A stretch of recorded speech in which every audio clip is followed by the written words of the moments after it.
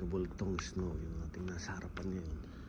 At yung ating sasakyan ay puno ng snow. Ayan. Ngayong umaga, maghapon nag-umpisa yung snow ngayon.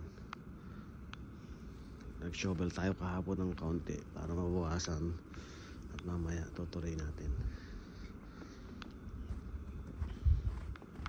Ganito ang aming buhay dito sa Canada.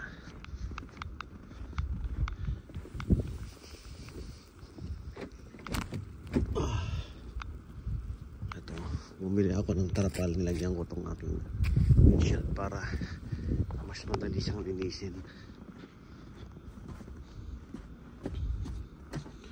Nilabas ko na yung aking panlinis ng snow para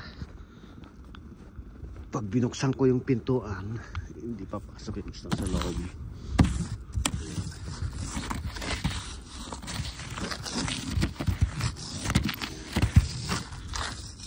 Tapos tanggalin natin yung nakaipit na tarapal dito.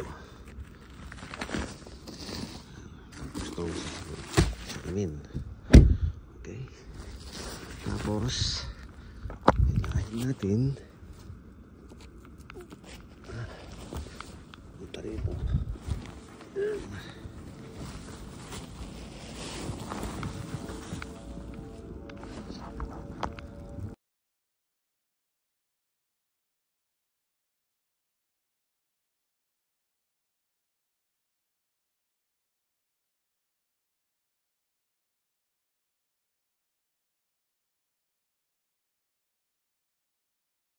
Ayan, dito na po tayo sa work ni Mrs.